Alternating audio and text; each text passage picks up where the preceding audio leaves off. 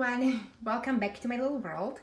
I'm Katie and I'm here today with Charlie and a couple of my babies, and we would like to welcome you to our little afternoon chat. I have, as I said, my boys here. I have my Marcel. I changed him yesterday because I was taking pictures, and I also have my Daniel because a couple of ladies inquired. They asked what was happening with the baby. So Daniel is of course still here. I'm going to change him into the romper as well.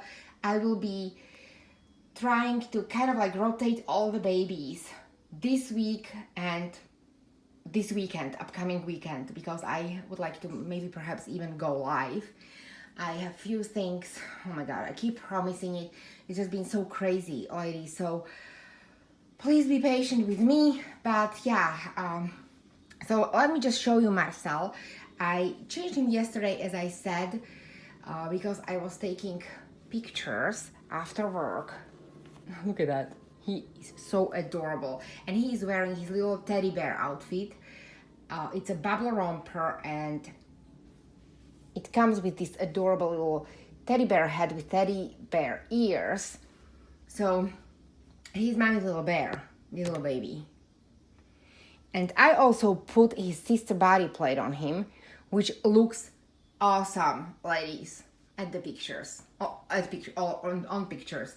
That's why I absolutely love the idea of studio siblings. When I have the babies done by the same artist, I kind of try to make them look like siblings with the same or very similar skin tone. So if they come with body plates and if they are perhaps the same size, I can utilize these extra like body parts. You know what I mean? During my videos and my photo shoot. So yeah, this baby, for everyone who's new here, he is Roux by Cassie, and he was done by the same artist as my prototype Evie by Lorelei Eagles by Alicia Rodriguez. And him and Evie are the same size. So he's wearing his sister's body plate and it looks awesome. You couldn't even tell the difference. So his artist or their artist really matched their skin tone to the T. I just absolutely love those two. I will have to present them in the same video because I keep talking about them and I had only both of them in the same video only once, right after he got here.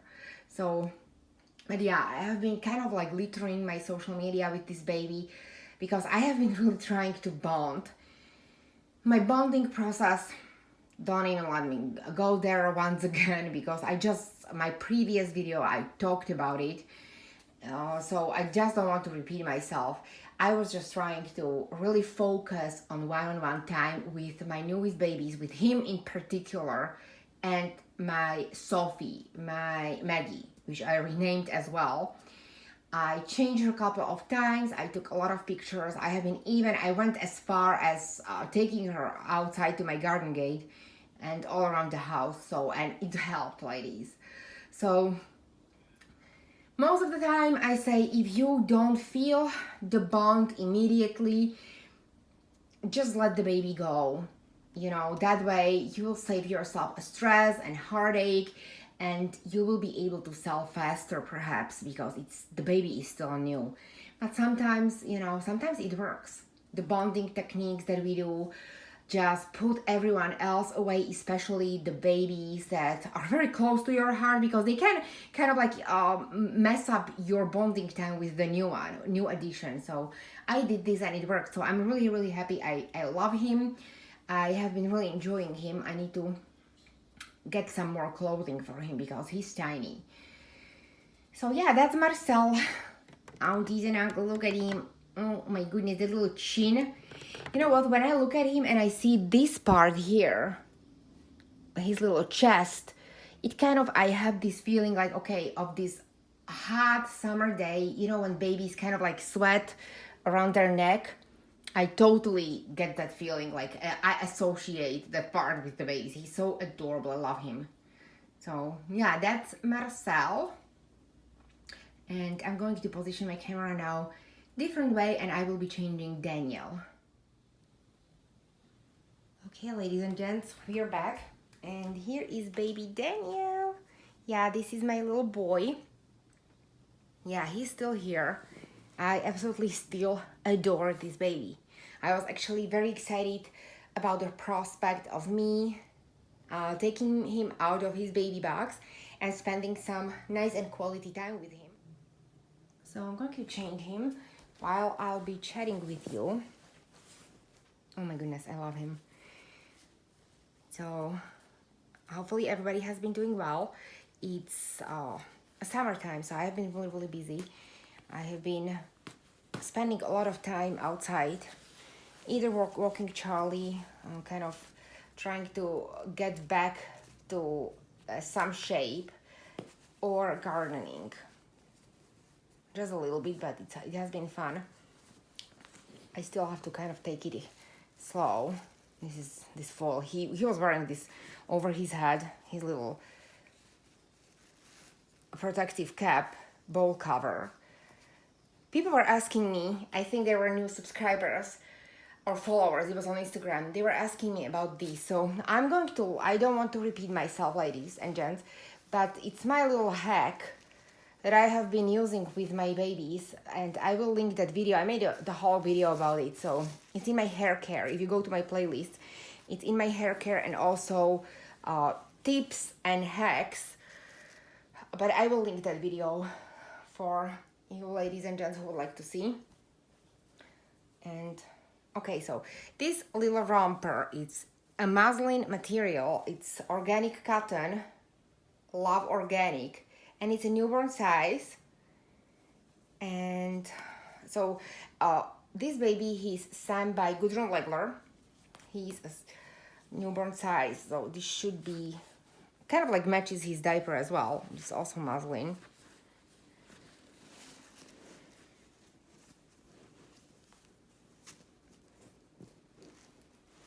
And I received a couple of questions and comments from new members in a community and new subscribers.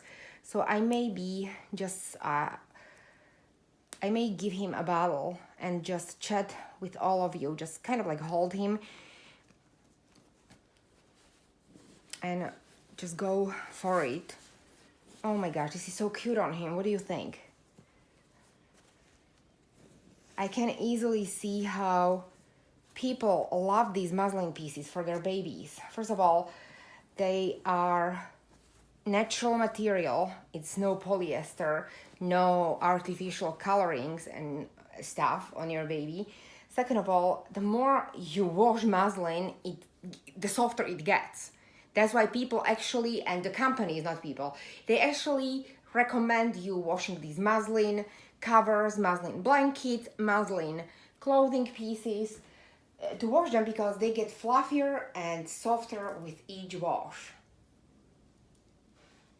So I can totally understand why mommies all around the world love these. And he looks precious. Okay, so here we are. I'm just going to sit here and hold this baby for a couple of minutes and have a chat with everyone, because this is my so-called cuddle baby. He's not really cuddle baby, I mean, he has full limbs. This is the baby that I go for when I need a little bit like peace to calm down and everything. At first I was really stressed out about his hair. I mean, look at his hair. Veronica is a prodigy when it comes to rooting. So at first I was really afraid to hold this baby, but I mean, you get used to it. You get more comfortable as you go with your babies, you know what works for you and what doesn't, what makes you nervous. I mean, there is no point of interacting with your dolls certain way if it gives you anxiety and stress, of course. I mean, we are here all to relax. This is a hobby. It should make us happy. It shouldn't make us all stressed and depressed and have anxiety over something. So, with your babies, go to the lengths that make you comfortable, that make you enjoy your babies the way that way it will, seriously, it will be relaxing instead of being just stressful. So, not everybody's into making videos, not everybody's into interacting on that level, but I feel like more and more people that come nowadays, they go and they become part of certain groups. I think majority of collectors nowadays, they have Instagram, because I think sharing this hobby with others, it's actually very, very important part of this hobby. I mean, it's very nice to be with your babies in privacy, like change them here and there. I have been doing it actually more these days, which is surprising because mostly I used to be more active. Well, I haven't been making like ever videos daily, but I used to be more active on YouTube before, and that was basically just that was the time when I was interacting with my dolls. And nowadays I kind of learned to interact with them even in private, like to change them, and not even to make a video.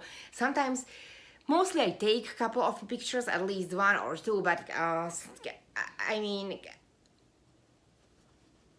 for the most of the time, it's been a little bit of shift in how I collect and how I share my dolls.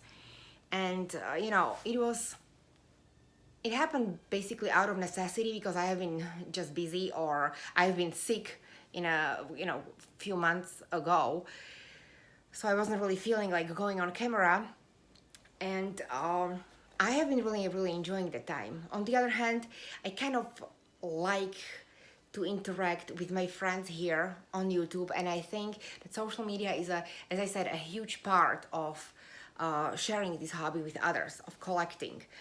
And I remember when I used to have parrots and foster them, and I was really into that. And then I got Charlie. I was the member of website forums. They used to be the thing.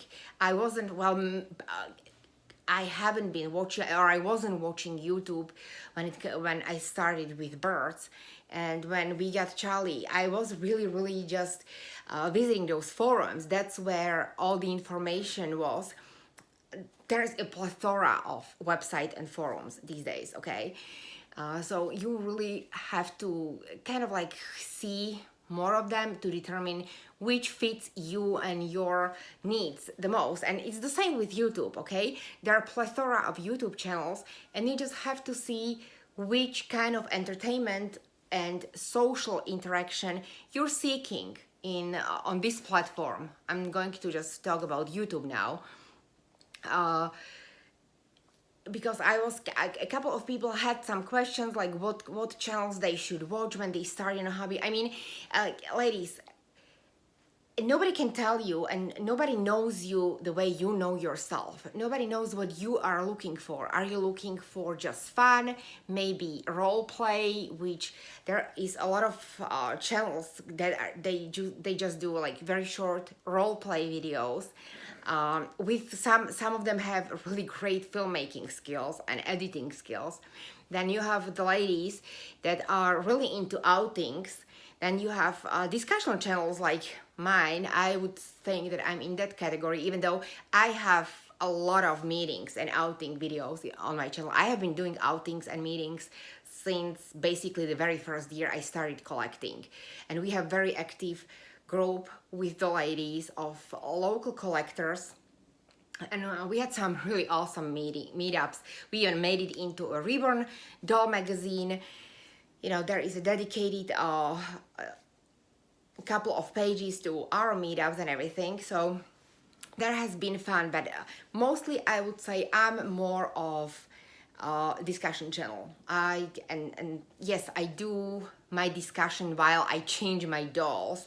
Therefore, yes, changing the dolls, or like now me holding my doll, it is considered as a kind of a role play, but it's more of a, like, to do something on camera while just talking to people and sharing my babies and my experiences, sharing maybe the fashion, just the fun, So what I would say, just go out there and see what's out there, because there is definitely many, many more channels on YouTube, on this platform, and also many, many more, let's say, Facebook groups.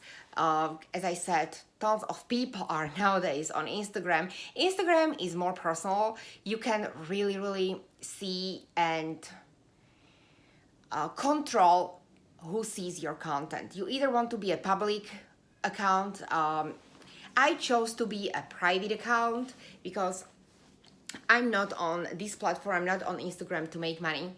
I started in 2016, and it took me almost 3 years to start even monetizing my videos. And it's not because I needed to reach some minimum like it's nowadays. When I started, you didn't have to have any certain number of subscribers. You didn't have to have any certain number of viewed hours. You just could basically monetize your channel even if you had 0 subscribers and 1 view. Okay. It was later on when YouTube came with different rules for monetizing. But that wasn't my priority. I really came here to share this hobby and to socialize and to share my dolls, my journey, as people call it. It's more of a process of collecting personal growth as a YouTuber and collector of these dolls and all that. So, I think when people are just starting in a hobby, it's kind of, they don't know left from right. So I just don't think that you need any specific oh my goodness, look at him. Any like high specifications for your interaction on social media. Just go with the flow. Go and have fun and see what's out there. What channel creator speaks to you? What channel and what kind of interactions you're seeking as well. Because as I said, a lot of people, they don't even talk on their channels. They just do role play. Other people have a lot of look at that, have a lot of meetups. Other people do changing videos like I do, discussions, sharing information, sharing their tips, sharing the baby fashion, which is a huge part of this collecting with other collectors. Oh my goodness, ladies, and this is absolutely amazing. Look at him. He is so cute, this little munchkin. And I'm having really fun just showing you this baby up close and personal. His hair is, he is yummy, this baby.